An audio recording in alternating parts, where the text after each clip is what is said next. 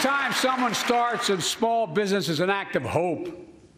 And Madam Vice President, I want to thank you for leading that effort to ensure that small businesses have access to capital and the historic laws we enacted that are going to just come into being.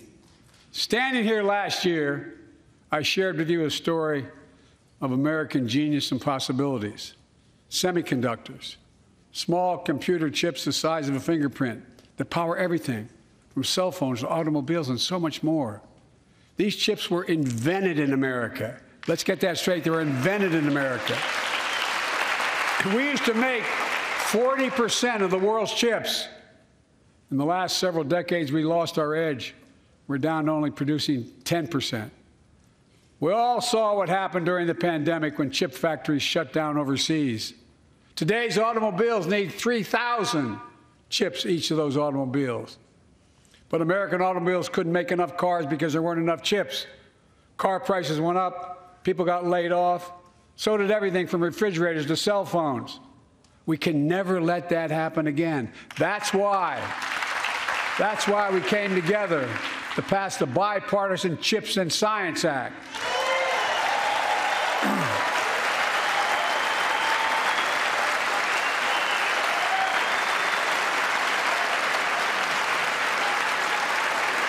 Folks,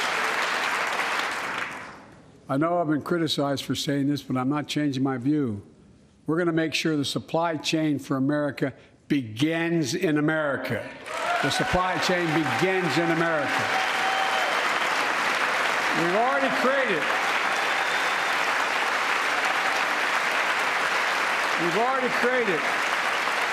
800,000 new manufacturing jobs without this law, before the law kicks in. With this new law, we're going to create hundreds of thousands of new jobs across the country. And I mean all across the country, throughout not just the coast, but through the middle of the country as well. That's going to come from companies that have announced more than $300 billion in investment in American manufacturing over the next few years. Outside of Columbus, Ohio, Intel is building semiconductor factories on 1,000 acres, literally a field of dreams. It's going to create 10,000 jobs, that one investment, 7,000 construction jobs, 3,000 jobs in those factories once they're finished. They call them factories. Jobs paying an average of $130,000 a year, and many do not require a college degree.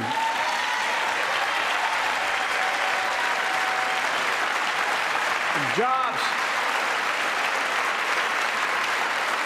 Because we work together, these jobs where people don't have to leave home to search for opportunity. And it's just getting started. Think about the new homes, the small businesses, the medium-sized businesses. So much more that's going to be needed to support those 3,000 permanent jobs and the factories that are going to be built. Talk to mayors and governors, Democrats and Republicans, and they'll tell you what this means for their communities.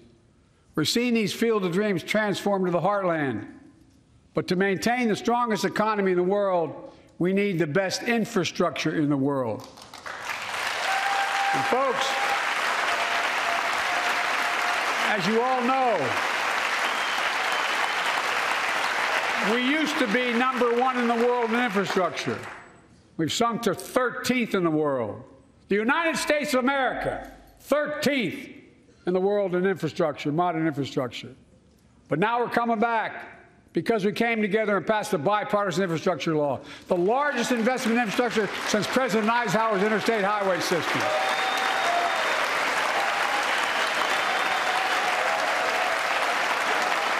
And folks,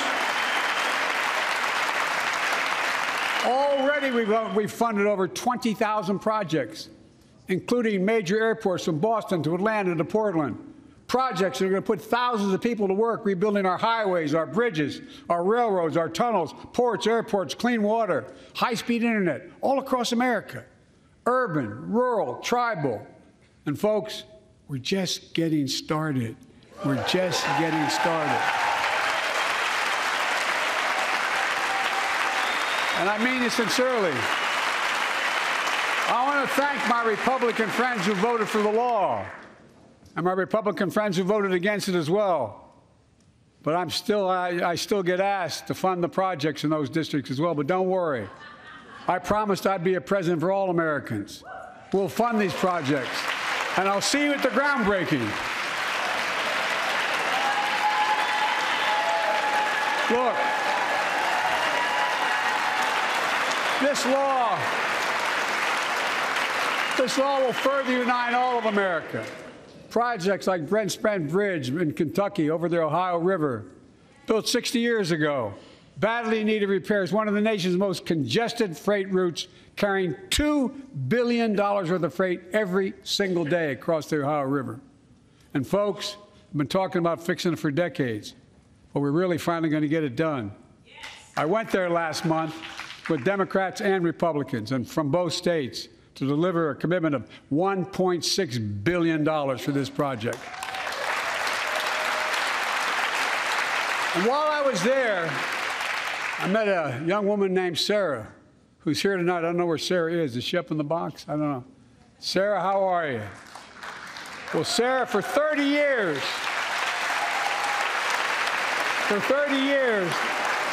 I learned, she told me she'd been a proud member of the Iron Workers Local 44, known as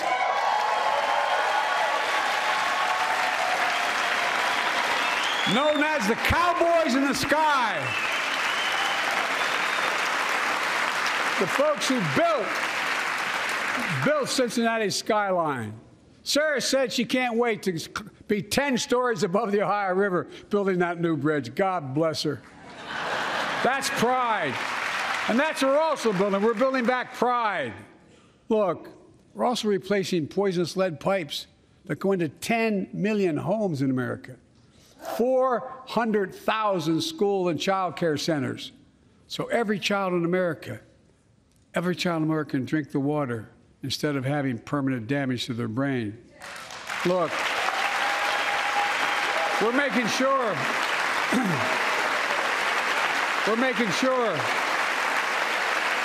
that every community in America has access to affordable high-speed internet.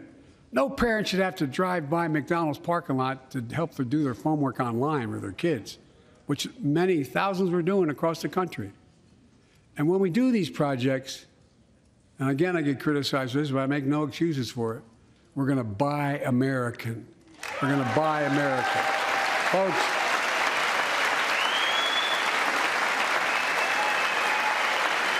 and it's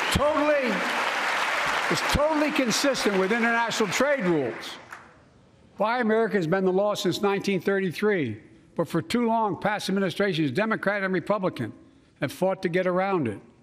Not anymore.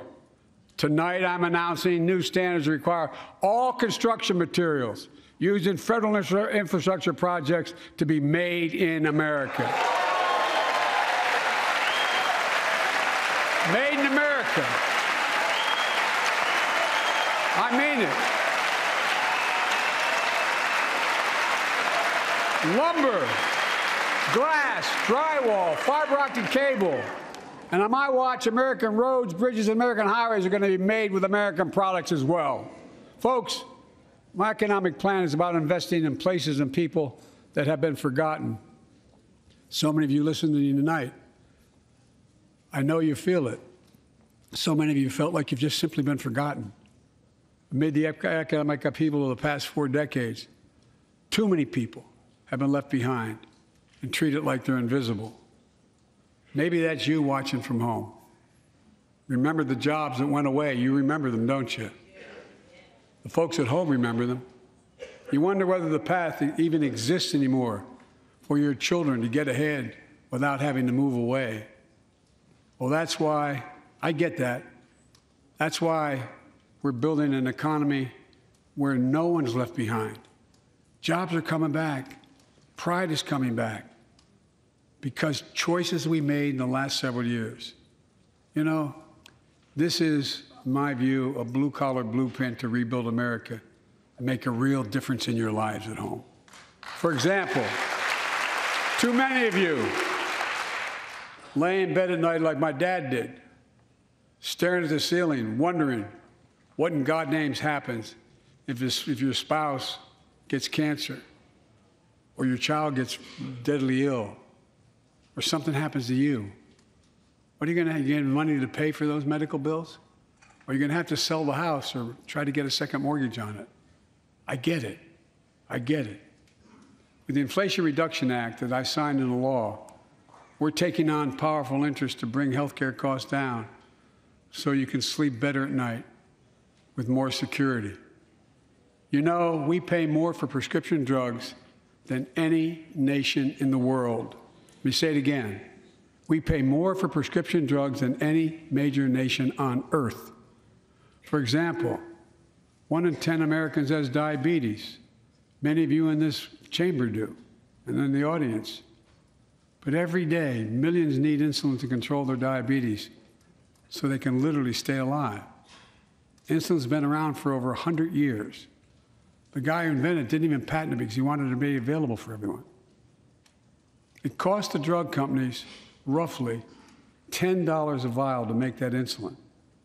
Package it and all, you may get up to $13. But Big Pharma has been unfairly charging people hundreds of dollars, $400 to $500 a month, making record profits. Not anymore. Not anymore.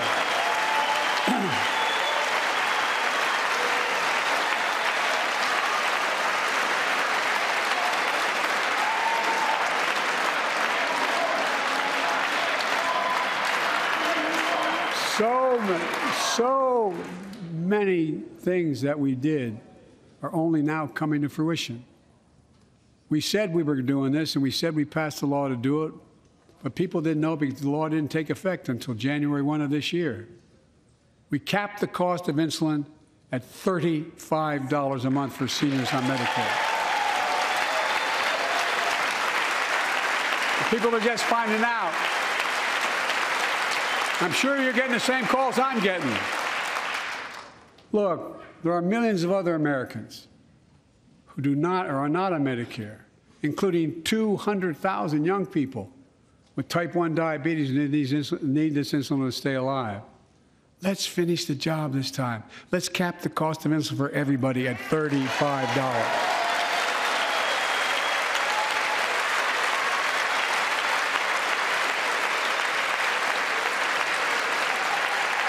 Folks, and Big Pharma's still going to do very well, I promise you all. I promise you they're going to do very well. This law also caps, and won't even go into effect until 2025, costs, out-of-pocket drug costs for seniors on Medicare at a maximum of $2,000 a year. You don't have to pay more than $2,000 a year, no matter how much your drug costs are. Because you know why? You all know it. Many of you, like many in my family, have cancer. You know the drugs can range from $10,000, $11,000, $14,000, $15,000 for the cancer drugs. And if drug prices rise faster than inflation, drug companies are going to have to pay Medicare back the difference. And we're finally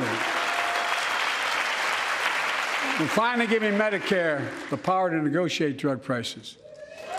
Bringing down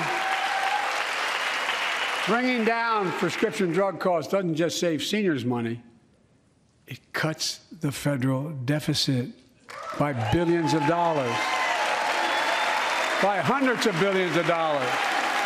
Because these prescription drugs are drugs purchased by Medicare to keep their commitment to the seniors. Well, guess what? Instead of paying $400 or $500 a month, you're paying $15. That's a lot of savings for the federal government. And by the way, why wouldn't we want that? Now, some members here are threatening, and I know it's not an official party position, so I'm going to exaggerate, but threatening to repeal the Inflation Reduction Act. As my coach, that's okay, that's fair. As my football coach used to say, lots of luck in your senior year. Make no mistake, if you try anything to raise the cost of prescription drugs, I will veto it. Look, I'm pleased to say that more Americans have health insurance now than ever in history. A record 16 million people are enrolled in the Affordable Care Act. And thanks to the law I signed last year, saving millions are saving $800 a year on their premiums. And by the way, that law was written and the benefit expires in 2025. So my plea to some of you, at least in this audience, let's finish the job and make these savings permanent. Expand coverage of Medicaid.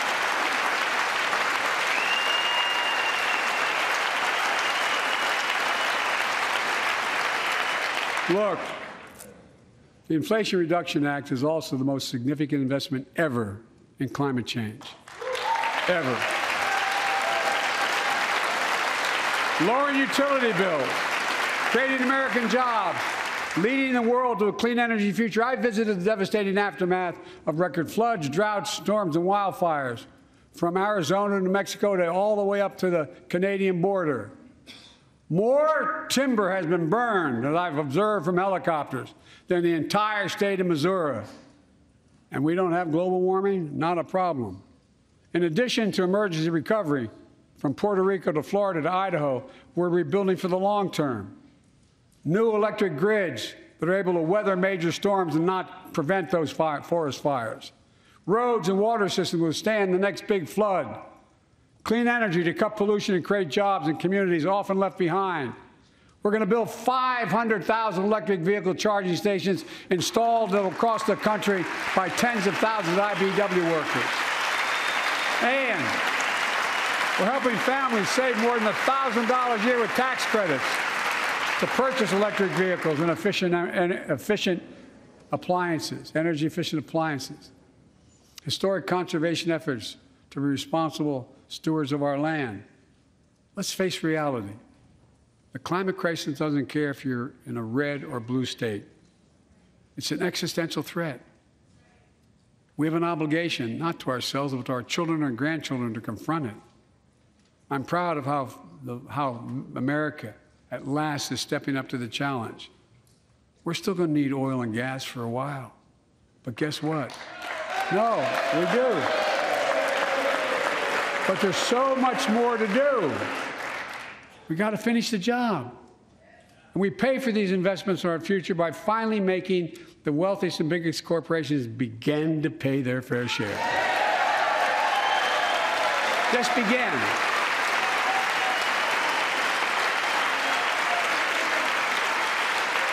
Look, I'm a capitalist, but pay your fair share. I think a lot of you at home agree with me and many people that you know. The tax system is not fair. It is not fair.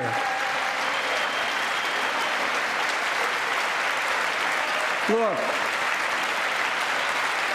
the idea that in 2020, 55 of the largest corporations in America, the Fortune 500, made $40 billion in profits and paid zero in federal taxes?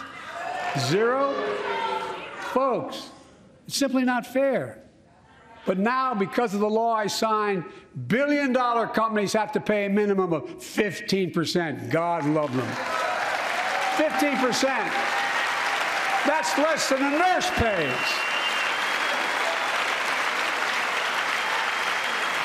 And let me be crystal clear. I said at the very beginning, under my plans, as long as I'm president, nobody earning less than $400,000 will pay an additional penny in taxes. Nobody, not one penny.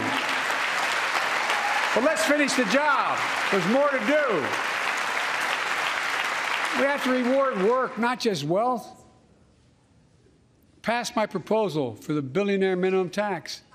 You know, there's 1,000 billionaires in America. It's up from about 600 in the beginning of the term. But no billionaire should be paying a lower tax rate than a school teacher or firefighter. I mean it. Think about it.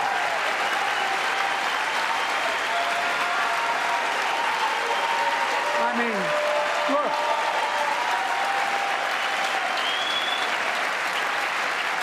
I know you aren't enthusiastic about that, but think about it.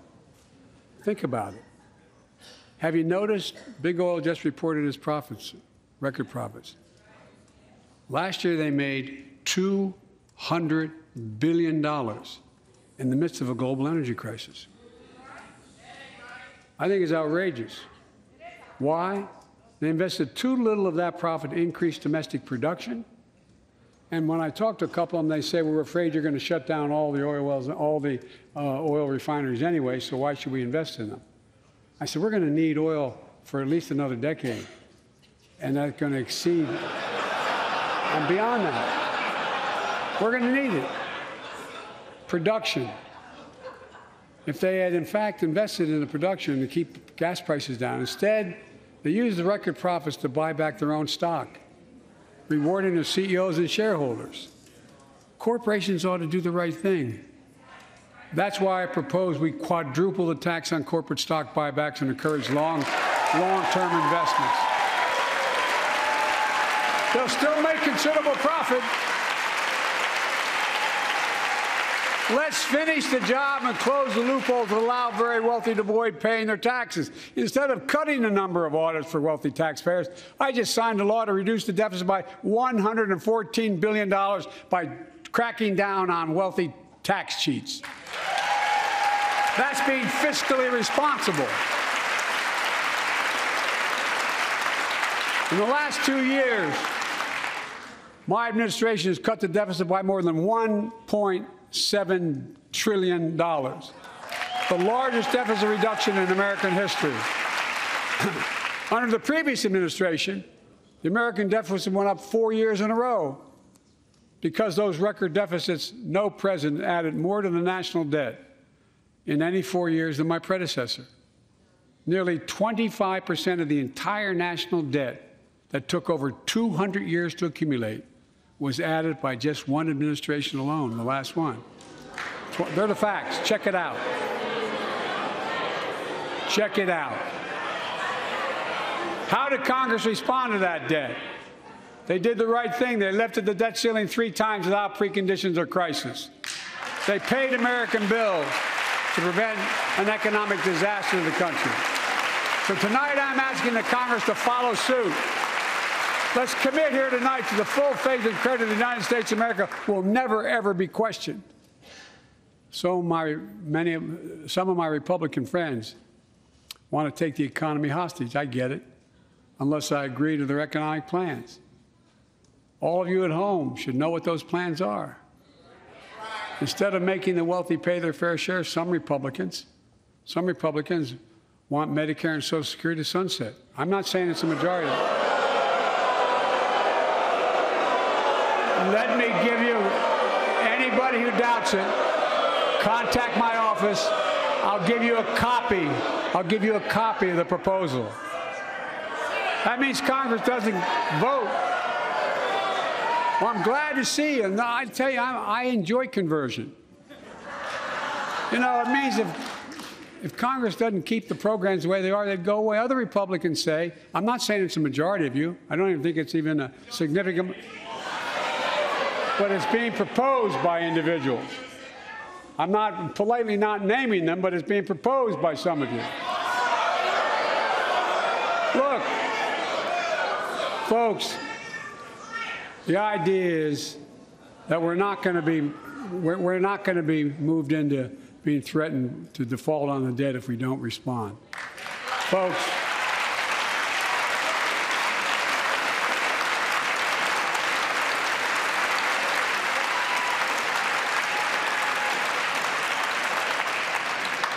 Folks, as we all apparently agree, Social Security and Medicare is off the books now, right? They're not to be stopped. All right. I'm ready. We got unanimity.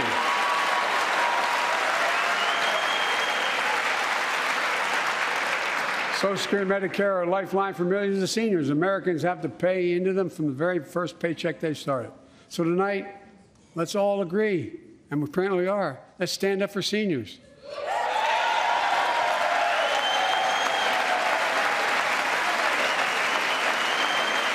Stand up and show them.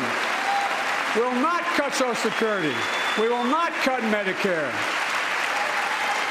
Those benefits belong to the American people. They earned it. And if anyone tries to cut Social Security, which apparently no one's going to do, and if anyone tries to cut Medicare, I'll stop them. I'll veto it. And look, I'm not going to allow them to be taken away. Not today, not tomorrow, not ever. But apparently it's not going to be a problem. Next month, when I offer my fiscal plan, I ask my Republican friends to lay down their plan as well. I really mean it. Let's sit down together and discuss our mutual plans together. Let's do that.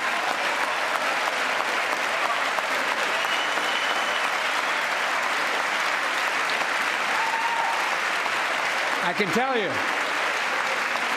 the plan I'm going to show you is going to cut the deficit by another $2 trillion. And it won't cut a single bit of Medicare or Social Security. In fact, we're going to extend the Medicare Trust Fund at least 2 decades, because that's going to be the next argument. How do we keep it solvent, right? Well, we'll not raise tax on anyone making under 400 grand, but we'll pay for it the way we talked about tonight, by making sure that the wealthy and big corporations pay their fair share. Look. Here's the deal. They aren't just taking advantage of the tax code. They're taking advantage of you, the American consumer. Here's my message to all of you out there. I have your back. We're already preventing Americans from receiving surprise medical bills, stopping $1 billion surprise bills per month so far. We're protecting seniors' life savings by cracking down on nursing homes that commit fraud, endanger patient safety, prescribe drugs that are not needed. Millions of Americans can now save thousands of dollars because they can finally get a hearing aid over the counter without a prescription. Look, capitalism without competition is not capitalism. It's extortion. It's exploitation. Last year, I cracked down with the help of many of you on foreign shipping companies that were making you pay higher prices for every good coming into the country. I signed a bipartisan bill that cut shipping costs by 90%, helping American farmers, businessmen, and consumers. Let's finish the job.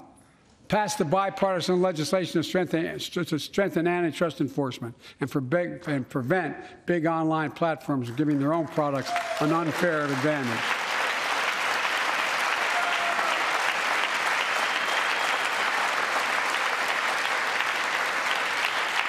My administration is also taking on junk fees, those hidden surcharges too many companies use to make you pay more. For example, we're making airlines show you the full ticket price up front, refund your money if your flight is canceled or delayed. We've reduced exorbitant bank overdrafts by saving consumers more than $1 billion a year. We're cutting credit card late fees by 75%, from $30 to $8. Look, junk fees may not matter to the very wealthy, but they matter to most other folks in homes like the one I grew up in, like many of you did. They add up to hundreds of dollars a month. They make it harder for you to pay your bills or afford that family trip. I know how unfair it feels when a company overcharges you and gets away with it. Not anymore. We've written a bill to stop it all. It's called the Junk Fee Prevention Act. We're going to ban surprise resort fees that hotels charge on your bill. Those fees can cost you up to $90 a night at hotels that aren't even resorts. The idea that cable, internet, and cell phone companies can charge you $200 or more if you decide to switch to another provider. Give me a break. We can stop service fees on tickets to concerts and sporting events and make companies disclose all the fees up front.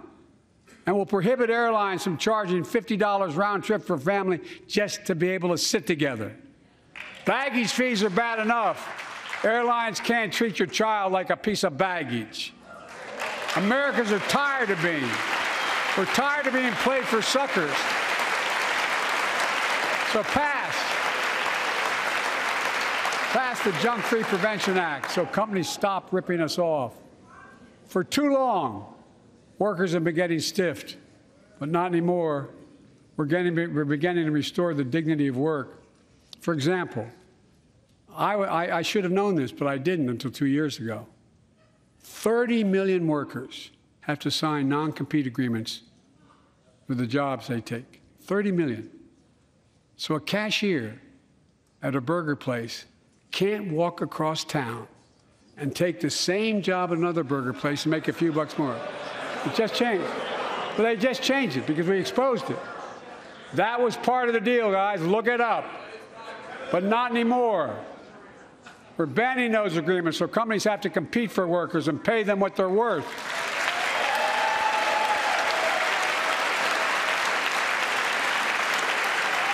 And I must tell you, this is bound to get a response from my friends on my left but the right. I'm so sick and tired of companies breaking the law by preventing workers from organizing. Pass the PRO Act, because business have a right, workers have a right to form a union.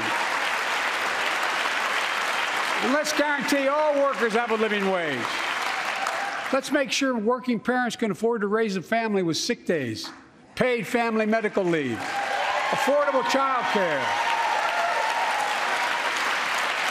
That's going to enable millions of more people to go and stay at work. And let's restore the full child tax credit, which gave tens of millions of parents some breathing room and cut child poverty in half to the lowest level in history. And by the way, when we do all these things, we increase productivity. We increase economic growth. So let's finish the job and get more families access to affordable, quality housing. Let's get seniors who want to stay in their homes the care they need to do so. Let's give more breathing room to millions of family caregivers looking after their loved ones. Pass my plan so we get seniors and people with disabilities the home care and services they need. And support the workers who are doing God's work. These plans are fully paid for and we can afford to do them. Restoring the dignity of work means making education an affordable ticket to the middle class. You know, when we made public education, 12 years of it universal in the last century, we made the best educated, best paid, we became the best educated, best paid nation in the world. But the rest of the world's caught up. It's caught up. Jill, my wife, who teaches full time, has an expression. I hope I get it right, kid. Any nation that out-educates us is going to out-compete us. Any nation that out-educates is going to out-compete us. Folks, we all know 12 years of education is not enough to win the economic competition of the 21st century.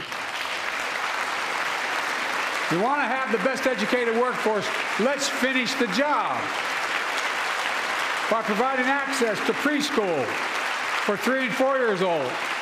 Studies show that children who go to preschool are nearly 50% more likely to finish high school and go on to earn a 2 or 4 year degree, no matter their background they came from. Let's give public school teachers a raise.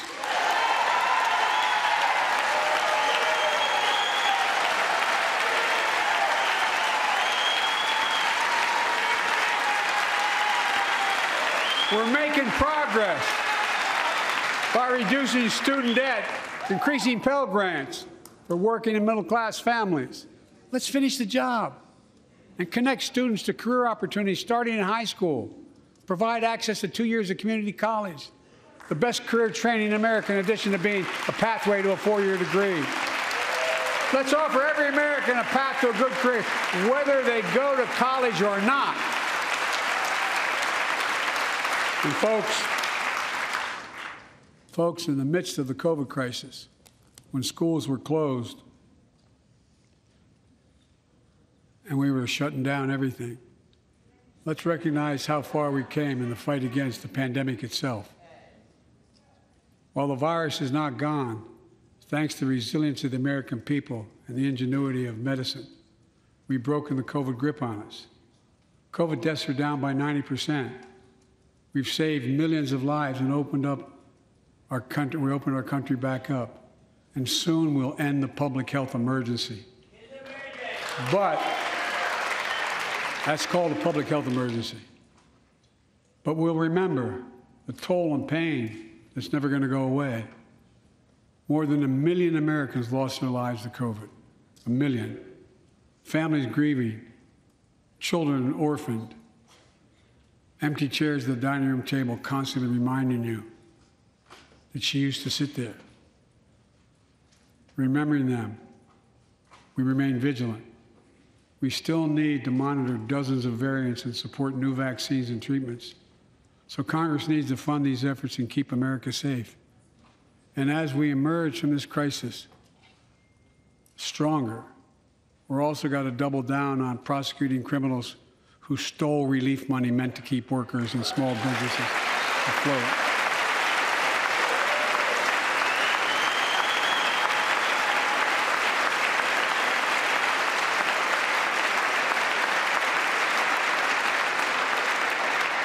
Before I came to office, you remember, during that campaign, the big issue was about inspector generals who would protect taxpayers' dollars who were sidelined.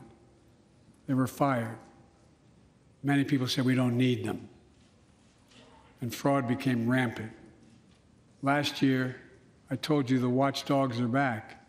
Since then, we've recovered billions of taxpayers' dollars. Now let's triple the anti-fraud strike force going after these criminals, double the statute of limitations on these crimes, and crack down on identity fraud by criminal syndicates stealing billions of dollars from the American people. And the data shows that for every dollar we put into fighting fraud, the taxpayers get back at least 10 times as much. It matters. It matters. Look, COVID left its scars, like the spike in violent crime in 2020, the first year of the pandemic. We have an obligation to make sure all people are safe. Public safety depends on public trust, as all of us know. But too often that trust is violated. Joining us tonight are the parents of Tyree Nichols. Welcome.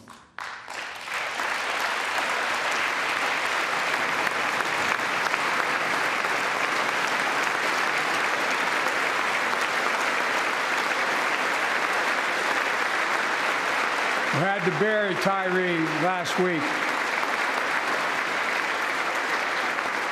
As many of you personally know, there's no words to describe the heartache or grief of losing a child. But imagine if you lost that child at the hands of the law. Imagine having to worry whether your son or daughter came home from walking down the street, or playing in the park, or just driving a car. Most of us in here have never had to have the talk that brown and black parents have had to have with their children. Bo, Hunter, Ashley, my children, I never had to have the talk with them. I never had to tell them if a police officer pulls you over, turn your interior lights on right away. Don't reach for your license. Keep your hands on the steering wheel. Imagine having to worry like that every single time your kid got in a car. Here's what Tyree's mother shared with me when I spoke to her. When I asked her how she finds the courage to carry on and speak out. With the faith of God, she said her son was, quote, a beautiful soul, and something good will come of this. Imagine how much courage and character that takes. It's up to us, to all of us. We all want the same thing. Neighborhoods free of violence. Law enforcement who earns the community's trust. Just as every cop, when they pin on that badge in the morning, has a right to be able to go home at night, so does everybody else out there. Our children have a right to come home safely. Equal protection under the law is a covenant we have with each other in America.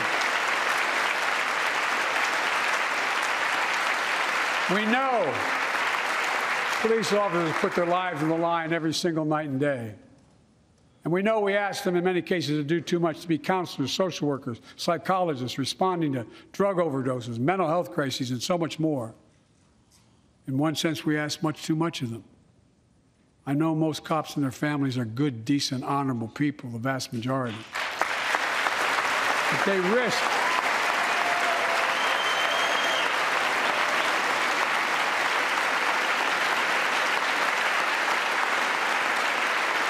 risk their lives every time they put that shield on.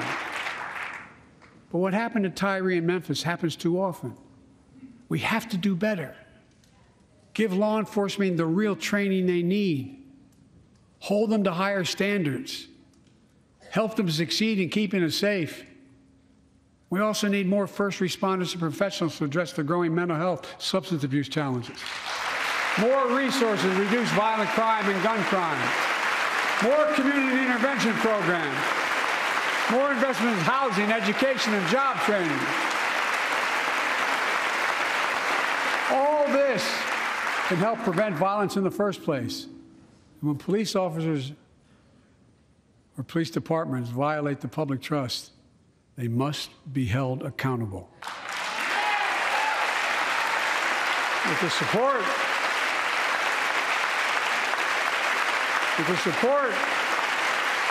of the families of victims, civil rights groups, and law enforcement, I signed an executive order for all federal officers, banning chokeholds, restricting no-knock warrants, and other key elements of the George Floyd Act. Let's commit ourselves to make the words of Tyler's mom true. Something good must come from this. Something good. And all of us,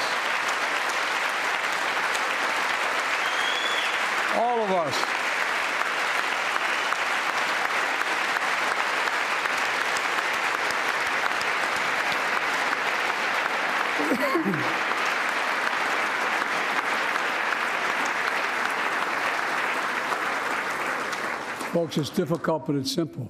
All of us in this chamber, we need to rise to this moment. We can't turn away. Let's do what we know in our hearts that we need to do. Let's come together to finish the job on police reform. Do something. Do something. That was the plea of parents who lost their children in Uvalde. I met with every one of them. Do something about gun violence. Thank God. Thank God we did. Passing the most sweeping gun safety law in 3 decades. That includes things like that the majority of responsible gun owners already support. Enhanced background checks for 18 to 21 years old. Red flag laws, keeping guns out of the hands of people who are a danger to themselves and others. But we know our work is not done.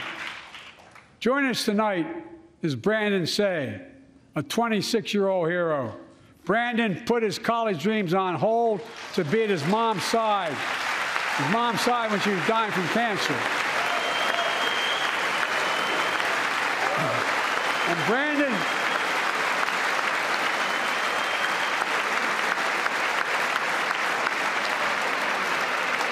now works at the dance studio started by his grandparents.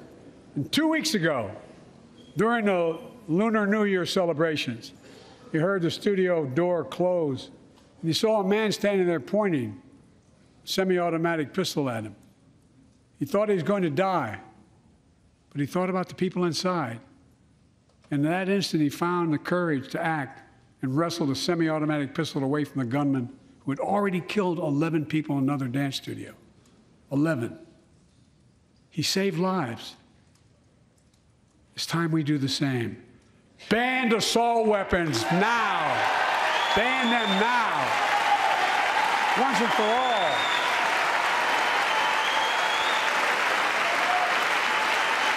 I led the fight to do that in 1994.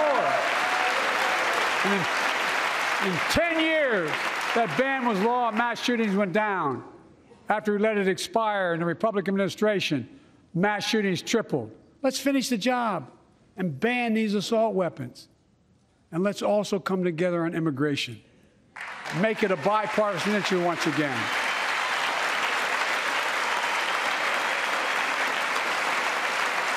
We know we now have a record number of personnel working to secure the border, arresting 8,000 human smugglers, seizing over 23,000 pounds of fentanyl in just the last several months.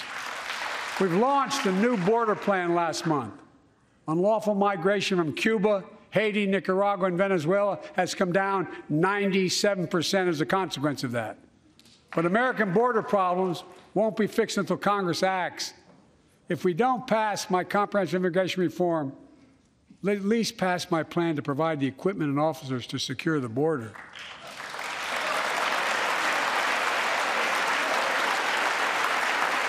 And a pathway to citizenship for dreamers, those on temporary status, farm workers, essential workers.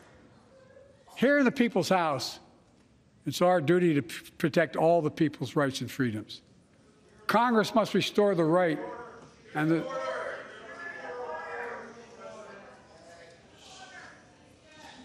Congress must restore the right that was taken away in Roe v. Wade and protect Roe v. Wade.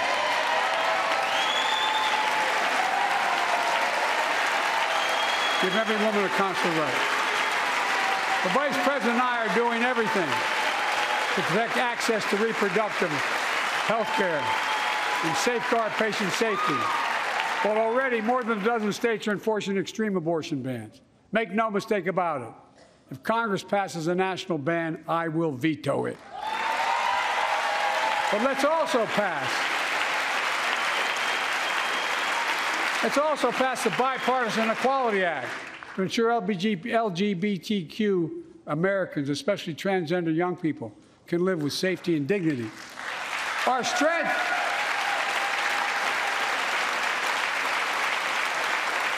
is not just the example of our power, but the power of our example.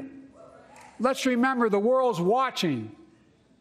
I spoke in this chamber 1 year ago, just days after Vladimir Putin unleashed his brutal attack against Ukraine. A murderous assault, evoking images of death and destruction Europe suffered in World War II. Putin's invasion has been a test for the ages, a test for America, a test for the world. Would we stand for the most basic of principles? Would we stand for sovereignty? We stand for the right of people to live free of tyranny? Will we stand for the defense of democracy? For such defense matters to us because it keeps peace and prevents open season on would-be aggressors and threatens our prosperity. 1 year later, we know the answer. Yes, we would, and we did. We did. And together, we did what America always does at our best. We led. We united NATO. We built a global coalition. We stood against Putin's aggression. We stood with the Ukrainian people. Tonight, we're once again joined by Ukrainian's ambassador to the United States. She represents not just her nation, but the courage of her people. Our ambassador is here, we're united in our support of your country. Will you stand so we can all take a look at you? Thank you.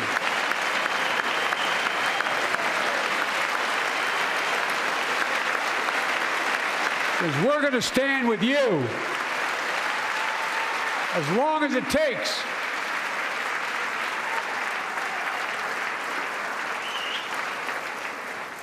Our nation is working for more freedom, more dignity, more peace, not just in Europe, but everywhere. Before I came to office, the story was about how the People's Republic of China was increasing its power and America was failing in the world. Not anymore. We made clear, and I made clear in my personal conversations, which have been many, with President Xi, that we seek competition, not conflict.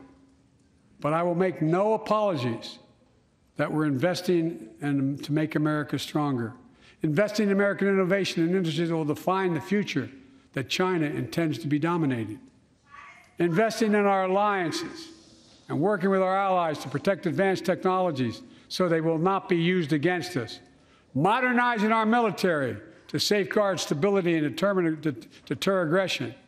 Today, we're in the strongest position in decades to compete with China or anyone else in the world. Anyone else in the world. And I'm committed.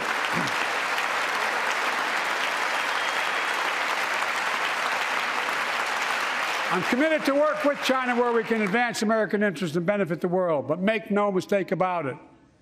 As we made clear last week, if China threatens our sovereignty, We will act to protect our country, and we did.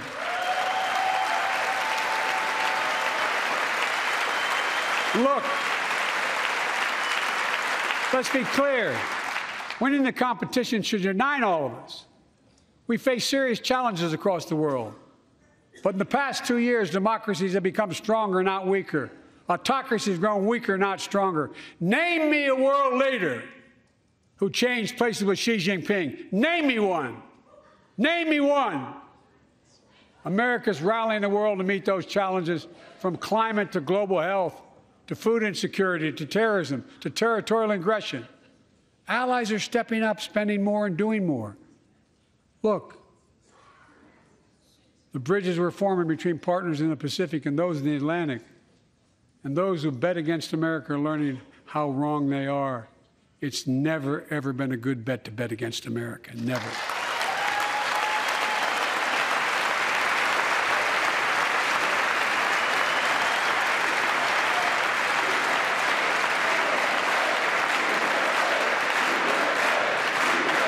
Well, when I came to office, most assured that bipartisanship assumed was impossible, but never believed it. That's why a year ago I offered a unity agenda to the nation as I stood here. We made real progress together. We passed a law making it easy for doctors to prescribe effective treatments for opioid addiction. We passed the gun safety law, making historic investments in mental health. We launched the ARPA-H drive for breakthrough in the fights against cancer, Alzheimer's, and diabetes, and so much more. We passed the Heath Robinson PACT Act, named after the late Iraq War veteran whose story about exposure to toxic burn kits I shared here last year.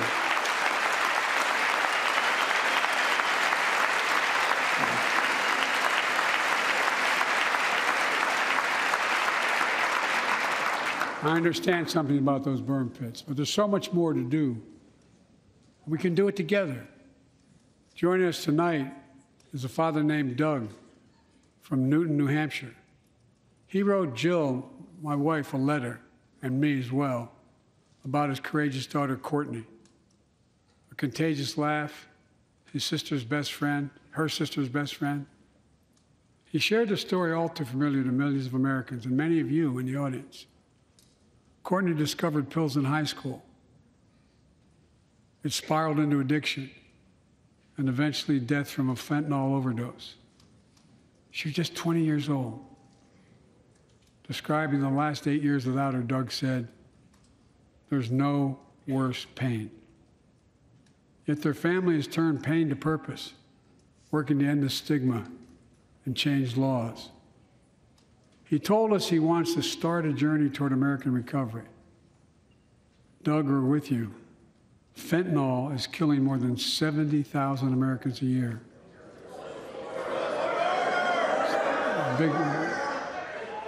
You got it.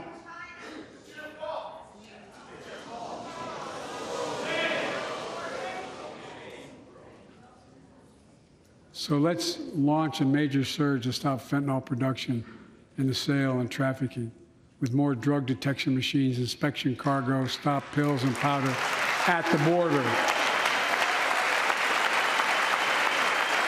Working with couriers like FedEx to inspect more packages for drugs. Strong penalties to crack down on fentanyl trafficking. Second, let's do more on mental health, especially for our children. When millions of young people are struggling with bullying, violence, trauma, we owe them greater access to mental health care at their schools.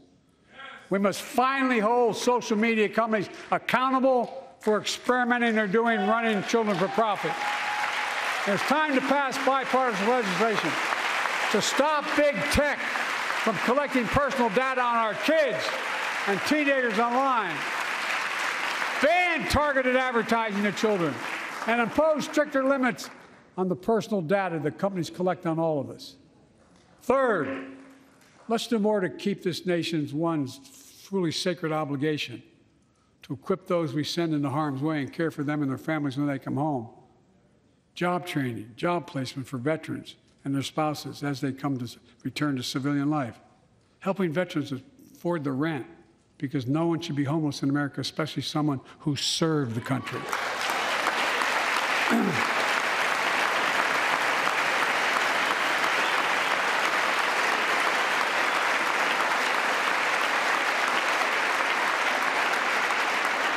Dennis McDonough is here of the VA. We had our first real discussion when I asked him to take the job. I'm glad he did. We were losing up to 25 veterans a day on suicide. Now we're losing 17 a day to the silent scourge of suicide. 17 veterans a day are committing suicide. More than all the people being killed in the wars. Folks, VA is doing everything it can, including expanding mental health screening, proven programs that recruits veterans to help other veterans understand what they're going through, get them the help they need. We got to do more.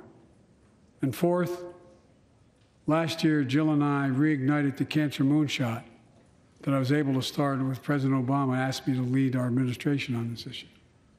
Our goal is to cut the cancer death rates at least by 50% in the next 25 years. Turn more cancers from death sentences to treatable diseases. Provide more support for patients and their families. It's personal to so many of us in this audience. Joining us are Morris and Candice, an Irishman and the daughter of immigrants from Panama. They met and fell in love in New York City and got married in the same chapel Jill and I got married in New York City. Kindred spirits. He wrote us a letter about his little daughter, Ava, and I saw her just before I came over. She was just a year old when she was diagnosed with rare kidney disease, cancer. After 26 blood transfusions, 11 rounds of radiation, 8 rounds of chemo, 1 kidney removed, giving a 5% survival rate. He wrote how in the darkest moments he thought, if she goes, I can't stay. Many of you have been through that as well. Jill and I understand that like so many of you. And he read Jill's book describing our family's cancer journey and how we tried to steal moments of joy where we could with Bo. For them, that glimmer of joy was the half smile of their baby girl. It meant everything to them. They never gave up hope. Little Ava never gave up hope. She turns 4 next month. They just found out Ava's beating the odds, is on her way to being cured of cancer. And she's watching from the White House tonight if she's not asleep already. For the lives we can save,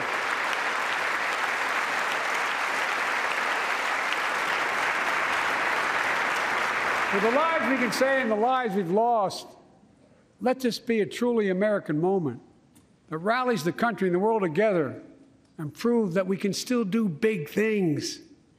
20 years ago, under the leadership of President Bush and countless advocates and champions, he undertook a bipartisan effort through PEPFAR to transform the global fight against HIV/AIDS. It's been a huge success. He thought big.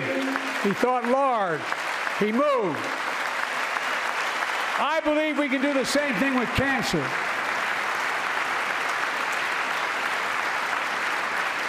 Let's end cancer as we know it. Cure some cancers once and for all. Folks, there's one reason why we've been able to do all of these things. Our democracy itself. It's the most fundamental thing of all. With democracy, everything's possible. Without it, nothing is. For the last few years, our democracy has been threatened and attacked, put at risk, put to the test in this very room on January the 6th. And then just a few months ago, an unhinged big lie assailed and unleashed a political violence, the home of the then Speaker of the House of Representatives, using the very same language the insurrectionists used as they stalked these halls and chanted on January 6th. Here tonight in this chamber is a man who bears the scars of that brutal attack, but is as tough and as strong, as resilient as they get. My friend Paul Pelosi. Paul, stand up.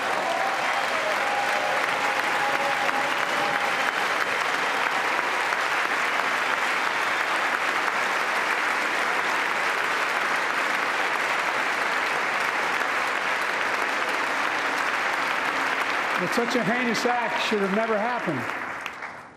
We must all speak out. There's no place for political violence in America. We have to protect the right to vote, not suppress the fundamental right. Honor the results of our elections, not subvert the will of the people. We have to uphold the rule of law and restore trust in our institutions of democracy. And we must give hate and extremism in any form no safe harbor.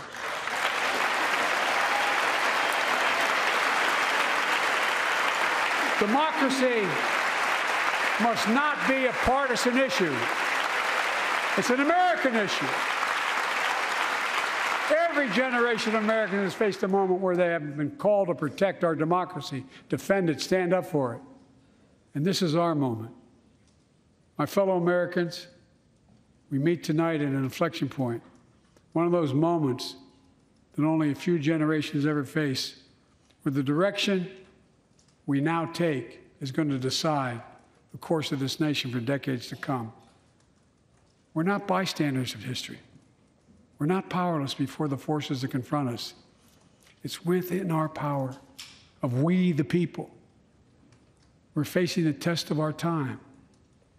We have to be the nation we've always been at our best, optimistic, hopeful, forward-looking, a nation that embraces light over dark, hope over fear, unity over division, stability over chaos.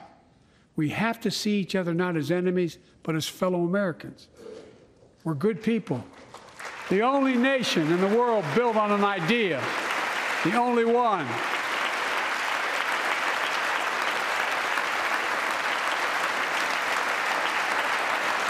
Other nations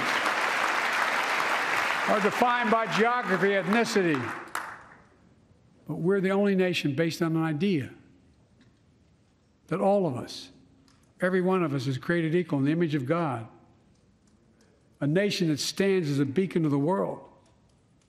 A nation in a new age of possibilities. So I've come to fulfill my constitutional obligation to report in the State of the Union. And here's my report.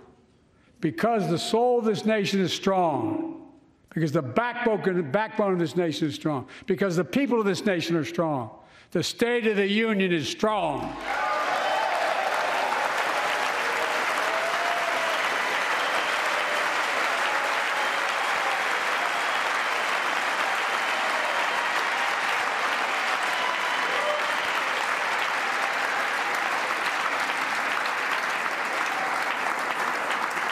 I'm not new to this place.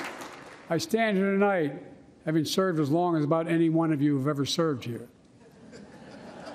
But I've never been more optimistic about our future, about the future of America. We just have to remember who we are. We're the United States of America, and there's nothing beyond our capacity if we do it together. God bless you all, and may God protect our troops. Thank you.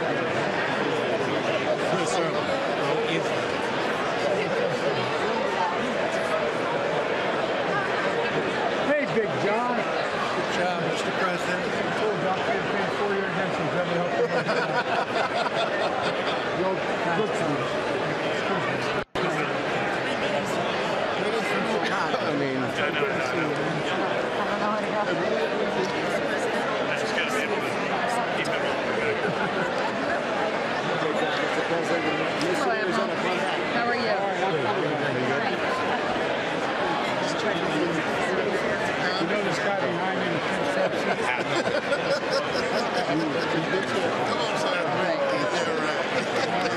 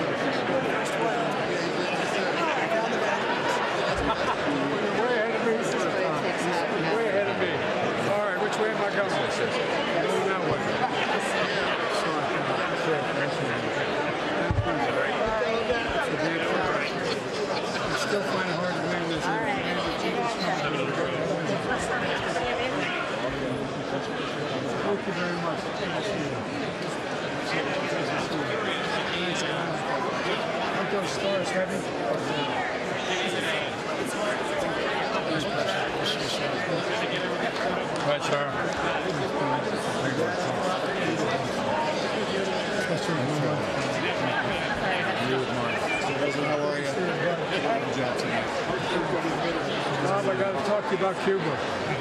Okay. I'm serious. Good job. Well, I know that. I tell you, he's going to have to take some of that grass off to get to space. It's too heavy.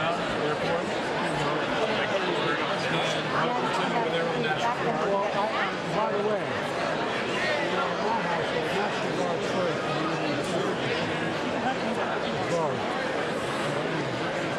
Mr. President, that was awesome. Thank you. That was awesome.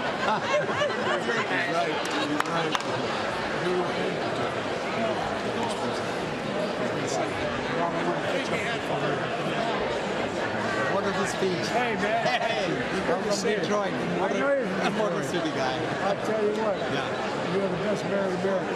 Thank you. I remember sitting there and the president turning to me, I swear to God, true story. We're sitting there, we've met every single day, the president and I, Obama. Yeah. And he said, Joe, turned to me and said, Joe, I want you to fix Detroit. I said, oh, no problem. That was literally his words, fix Detroit. Thank you. Yeah. That was a great speech. Great speech. It was a wonderful speech.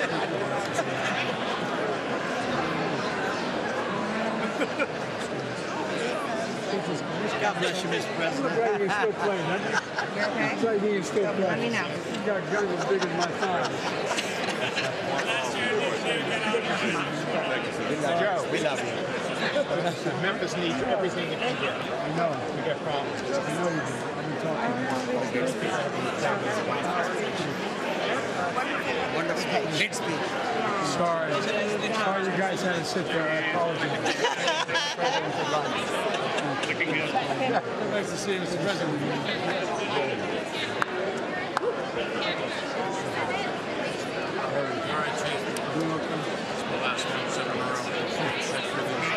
Do you remember, I told a story.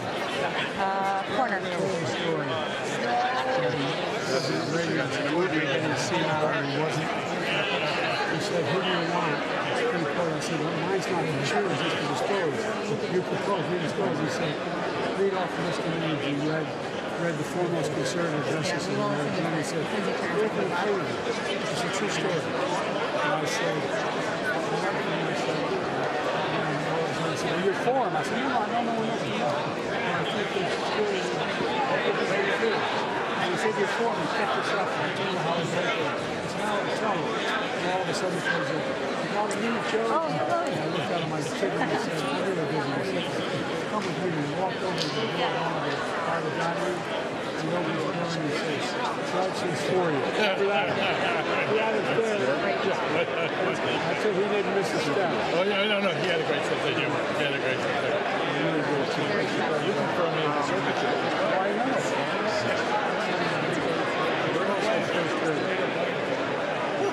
Serious. Mr. President, thank you for your comments on the bill. Yeah, that's right. I really appreciate it.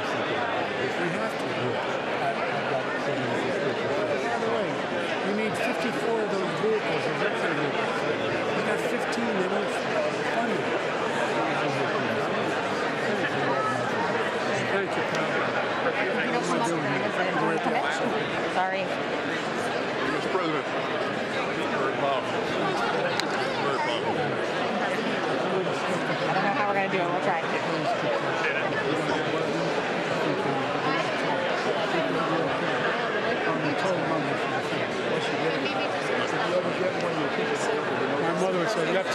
closest to the heart. You blessed me. Thank you so much. Good. You enjoyed Simple. Yeah. And then you yep. She just said you don't have to go. Yeah.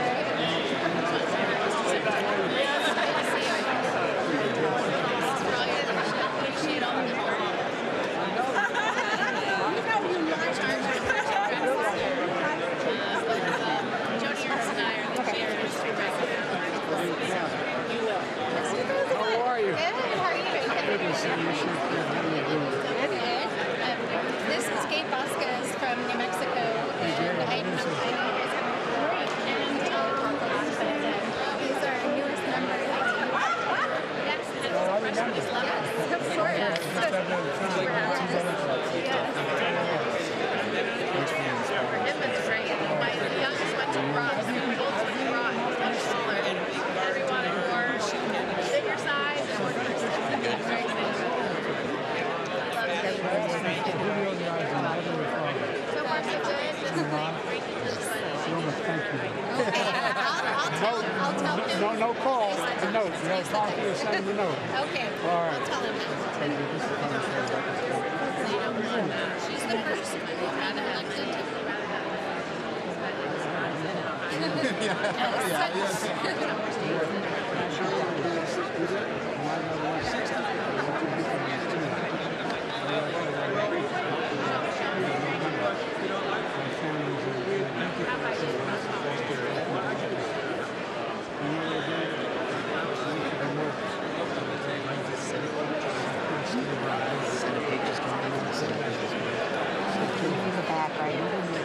Looking for the I know, but I don't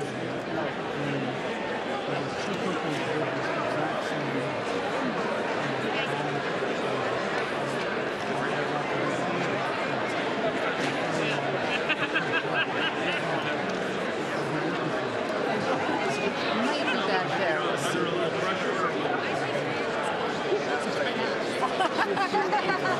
tell the president I'll pick it out. Yeah. This one has a lot of spine. Let me tell you.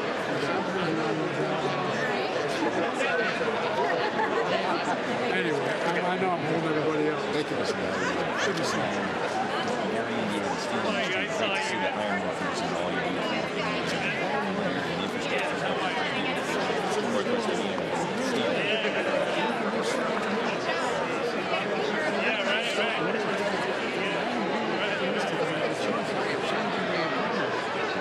There's a $1 billion project for hydrogen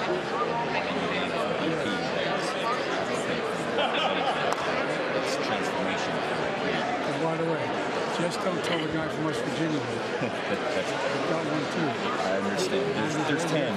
There's 10. It's a pleasure to all with you too, sir. Thank you. Wonderful. Good to see you. Ready to go. By the way, every time I see this guy, I wonder who his haberdasher is. I want to know where he gets his suits. 41 years.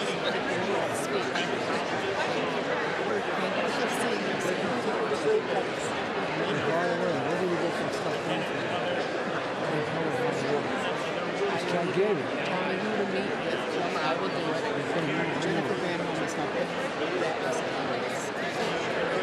I certainly made my service. You get it out of the park. How are you? You made us. Well, thank you. We're getting our picture taken. Yes, here we go. We got a first-rate photographer This here. is my housemate, Brittany Pedersen. Oh, is that right? Freshman, yes, we live All together. right. Thank you for what you talked about around the opioid epidemic, and you made us all so proud. You did a fantastic job. Well, you're trying to say that. I was worried it was just too long, but thank you. Thanks for talking about cancer. Working with your child, cancer survivor here. We really can do so much of a focus. You were terrific, forceful, and just substantive. Thank you, Mr. President, for signing the matter. And we go from 130,000 prescribers of buprenorphine to 1.1 million. That's hope for the addicted. It really is. It was masterful. It's a legacy beyond belief. That's because of you. Mr. President, I just have to tell you, you got a bunch of proud Republicans want to shake your hand. I want to make sure sir. Good to see you. Where in Long Island? East End, Suffolk County, sir. Long Island. You ever been to Long Island? It's magnificent. Of course. I used to live in Garden City. It's a little bit west of me, sir, but you're welcome back anytime. You got your money behind you? Yep, all good. Okay. I just want to make this point. This was a bring-it-on speech. I'm going to run across America with this speech and this thing about American progress. And I think if we lean in, we'll get a Republican that will bring some police reform and get this done in the first 3 months. I think so, too. I'm praying for it because it's an opportunity. We're going to get it done. Thank you. Thank you so much for your words. They speak exactly to my constituents in my district, and I know that they're really going to appreciate it. What's your district include? 8th District of Colorado, northeast suburbs of Denver, and goes into Greeley, which is a rural community. I'm just kidding. Big ag. I'm getting a selfie, please. Then I get it. There you go. Oh, I'm did the You're embarrassing me. I'm embarrassed. He's trying to make me feel good, so you erased it. I really appreciate you taking so much time. Honestly, that meeting was tremendous. Thank you so much. Thank you so much.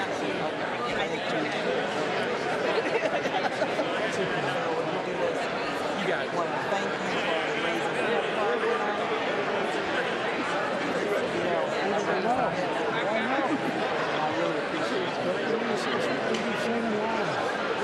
We got to reauthorize it this year, so. Right. Mr. President, that was a strong speech, sir. And we're still working to get the amount of us here. We're not going to give up. Thank you.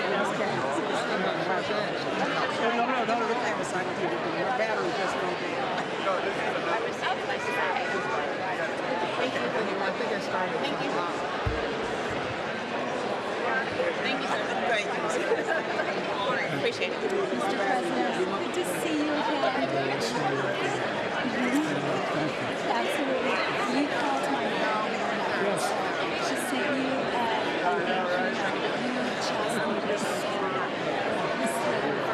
so thank you.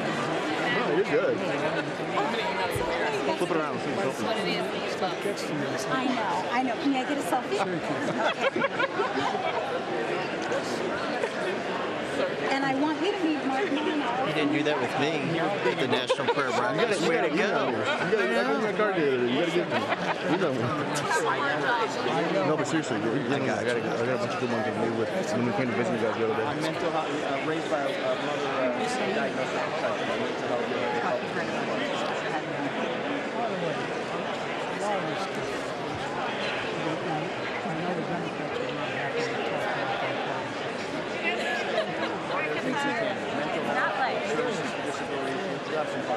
Thank you, Mr. President. Thank you.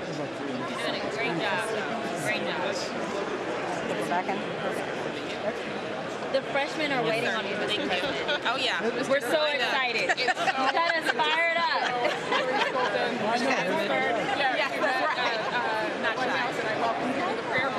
That's right. That was serendipitous. It was fantastic. I'm doing great. We'd love for you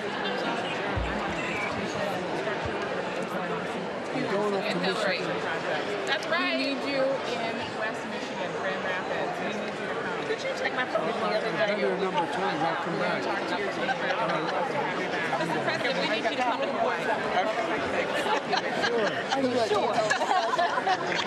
You may have to put me on. Yeah. Everyone is like, Phil, can we get an invite? We're trying to get to Hawaii.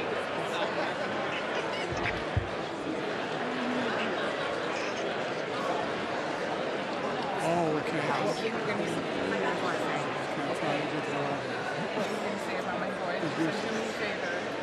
We're going to catch it. And then as soon as I get this one, then I'm going to flip to you to take This is my 5-month-old son, Oh, Hodge. God, I love you. He's I brought him to the speaker's boat. Yeah, he's a cute little. He sure in hell is. You're a lucky man. I know. Hold on, let's see. So that's Oh, you got the photo. Good. Yeah. Thank you. There we go. All right. Thank you for Columbus, Ohio. That meant the world. Mr. President, and I got invitation for Wisconsin, please come to Hawaii. Can I take a... No, that's great. We need to share some Great of the years. See if you'll come visit her in Great Hawaii. years. Every time I sat down with Barack, he'd start every morning I met with him. And he'd start off every conversation. You know what the temperature is in Hawaii right now? 79. He'd say 79. And my boys. Hey guys, how you doing? Take care of mom and be patient with dad, okay? Mr. President, thank you again. Jimmy. Thank you, sir. I'm holding up the staff. I'm going to get in real trouble. Get out of here. Yep, of course. And I might be the person in the audience that appreciates it needs the most.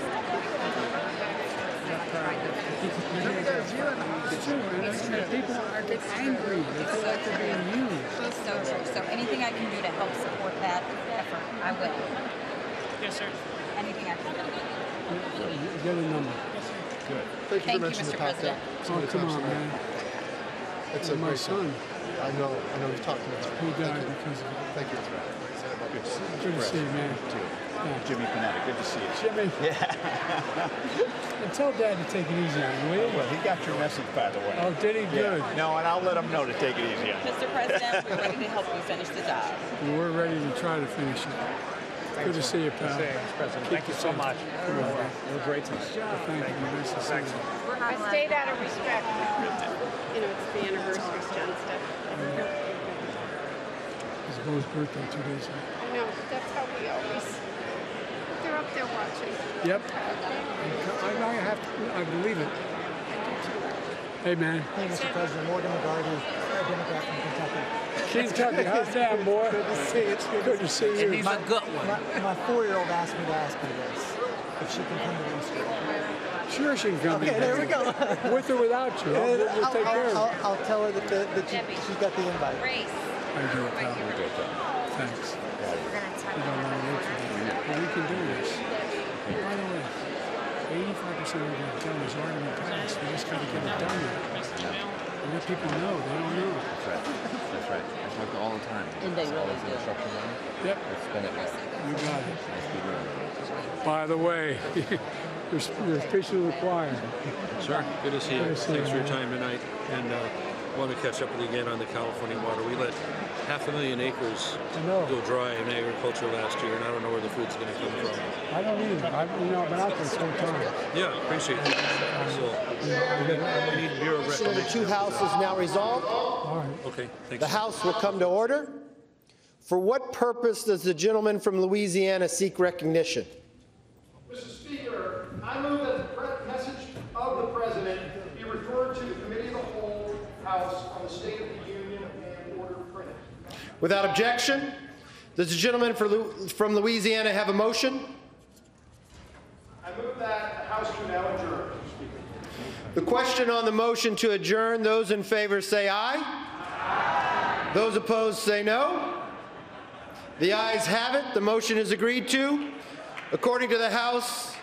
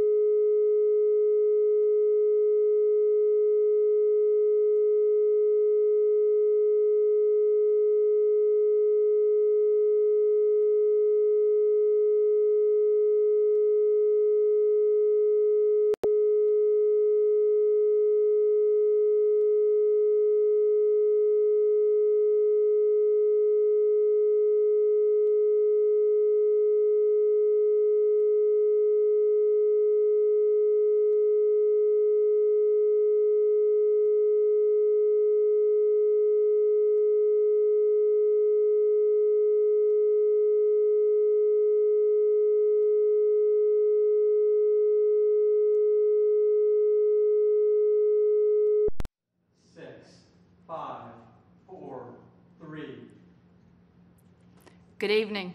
I'm Sarah Huckabee Sanders. Being a mom to 3 young children taught me not to believe every story I hear. So forgive me for not believing much of anything I heard tonight from President Biden. From out-of-control inflation and violent crime to the dangerous border crisis and threat from China, Biden and the Democrats have failed you. They know it, and you know it. And it's time for a change. Tonight, let us reaffirm our commitment to a timeless American idea that government exists not to rule the people, but to serve the people. Democrats want to rule us with more government control, but that's not who we are. America is the greatest country the world has ever known because we're the freest country the world has ever known, with a people who are strong and resilient. 5 months ago, I was diagnosed with thyroid cancer. It was a hard time for our family, particularly our kids, Scarlett, Huck, and George. But we kept our faith and persevered. Thanks to exceptional doctors here in Arkansas, a successful surgery, and the grace of God, I am cancer-free. Through it all, I couldn't help but think about my mom. She was 20 years old and in her first year of marriage when she was diagnosed with spinal cancer. The doctors told her she might not live, and if she did live, they said she'd never walk again. And if she did walk, she'd definitely never have children. The daughter she was told she'd never have was just sworn in as the new governor of Arkansas and is speaking to you tonight. Adversity and fear of the unknown can paralyze us, but faith propels us to charge boldly ahead. We can't stand still in the face of great challenges. You and I were put on this earth for such a time as this, to charge boldly ahead. I'll be the first to admit, President Biden and I don't have a lot in common. I'm for freedom, he's for government control. At 40, I'm the youngest governor in the country, and at 80, he's the oldest president in American history. I'm the first woman to lead my state, and he's the first man to surrender his presidency to a woke mob that can't even tell you what a woman is. In the radical left's America, Washington taxes you and lights your hard-earned money on fire. But you get crushed with high gas prices, empty grocery shelves, and our children are taught to hate one another on account of their race, but not to love one another or our great country.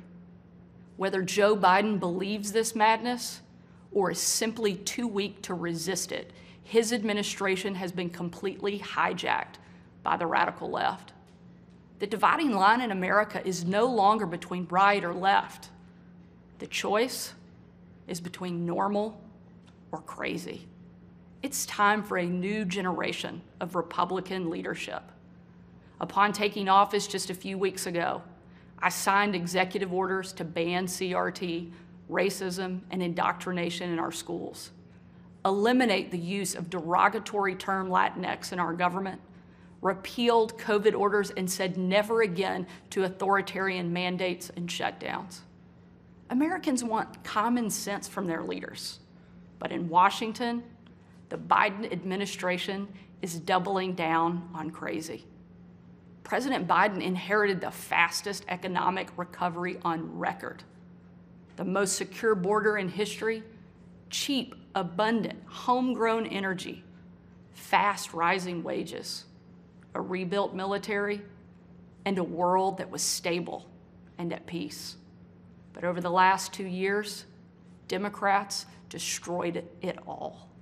Despite Democrats' trillions in reckless spending and mountains of debt, we now have the worst border crisis in American history. As a mom, my heart breaks for every parent who has lost a son or daughter to addiction. 100,000 Americans a year are now killed from drug overdoses, largely from fentanyl pouring across our southern border. Yet the Biden administration refuses to secure the border and save American lives. And after years of Democrat attacks on law enforcement and calls to defund the police, violent criminals roam free, while law-abiding families live in fear. Beyond our border, from Afghanistan to Ukraine, from North Korea to Iran, President Biden's weakness puts our nation and the world at risk. And the president's refusal to stand up to China, our most formidable adversary, is dangerous and unacceptable. President Biden is unwilling to defend our border, defend our skies, and defend our people. He is simply unfit to serve as commander-in-chief. And while you reap the consequences of their failures, the Biden administration seems more interested in woke fantasies than the hard reality Americans face every day. Most Americans simply want to live their lives in freedom and peace. But we are under attack in a left-wing culture war we didn't start and never wanted to fight. Every day we are told we must partake in their rituals, salute their flags, and worship their false idols, all while big government colludes with big tech to strip away the most American thing there is, your freedom of speech. That's not normal. It's crazy, and it's wrong. Make no mistake, Republicans will not surrender this fight. We will lead with courage and do what's right, not what's politically correct or convenient. Republicans believe in an America where strong families thrive in safe communities, where jobs are abundant and paychecks are rising, where the freedom our veterans shed their blood to defend is the birthright of every man, woman, and child. These are the principles Republican governors are fighting for, and in Washington, under the leadership of Senate Republicans and Speaker Kevin McCarthy, we will hold the Biden administration accountable. Down the street from where I sit is my alma mater, Little Rock Central High. As a student there, I will never forget watching my dad, Governor Mike Huckabee, and President Bill Clinton hold the doors open to the Little Rock Nine. Doors that 40 years earlier had been closed to them because they were Black. Today, those children once barred from the schoolhouse are now heroes memorialized in bronze at our State House. I'm proud of the progress our country has made, and I believe giving every child access to a quality education, regardless of their race or income, is the civil rights issue of our day. Tomorrow, I will unveil an education package that will be the most far-reaching, bold, conservative education reform in the country. My plan empowers parents with real choices, improves literacy and career readiness, and helps put a good teacher in every classroom by increasing their starting salary from one of the lowest to one of the highest in the nation. Here in Arkansas and across America, Republicans are working to end the policy of trapping kids in failing schools and sentencing them to a lifetime of poverty. We will educate, not indoctrinate our kids, and put students on a path to success. It's time for a new generation to lead. This is our moment. This is our opportunity. A new generation born in the waning decades of the last century, shaped by economic booms and stock market busts, forged by the triumph of the Cold War and the tragedy of 9/11. A generation brimming with passion and new ideas to solve age-old problems.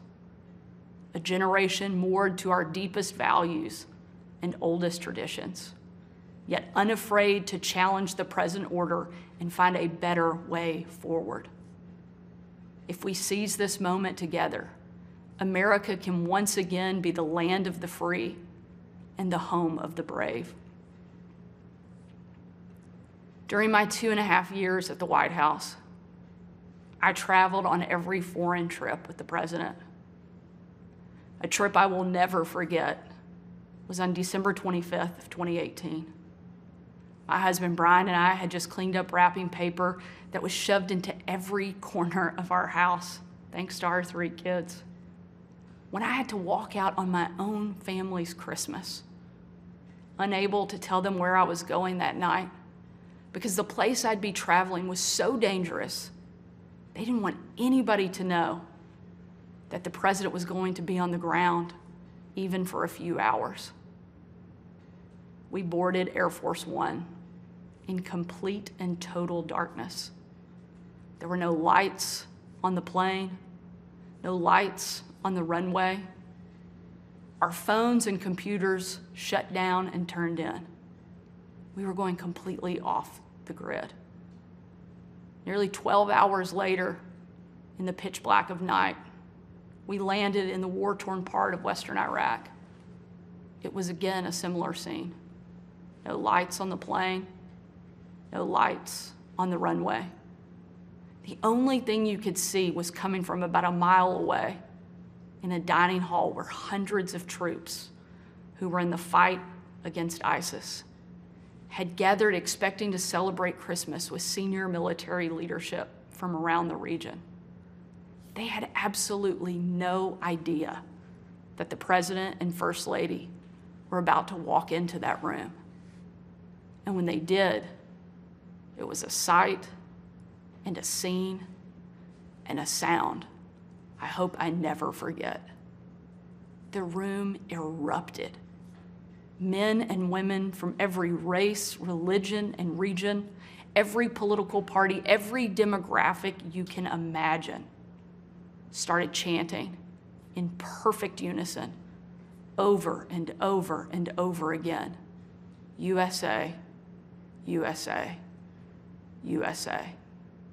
It was an absolutely perfect picture of what makes our country great. One of the young soldiers yelled from the back, "Mr. President, I re-enlisted in the military because of you." And the president said, "And son, I'm here because of you." Shortly after, that young soldier came up to me. He said, "Sarah, you have a tough job." I told him, "What I do is nothing. You take bombs and bullets. That's a tough job." And in a moment that I know I'll cherish for the rest of my life, that soldier reached up and he pulled the Brave Rifles patch he wore on his shoulder, and he placed it into my hand, a sign of ultimate respect. And he said, "Sarah, we are in this together." Overwhelmed with emotion and speechless, I just hugged him with tears in my eyes and a grateful heart for our heroes who keep us free.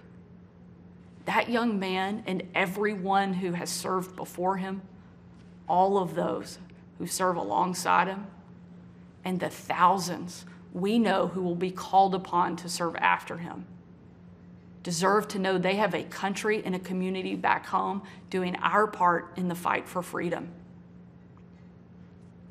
America is great because we are free. But today, our freedom is under attack, and the America we love is in danger.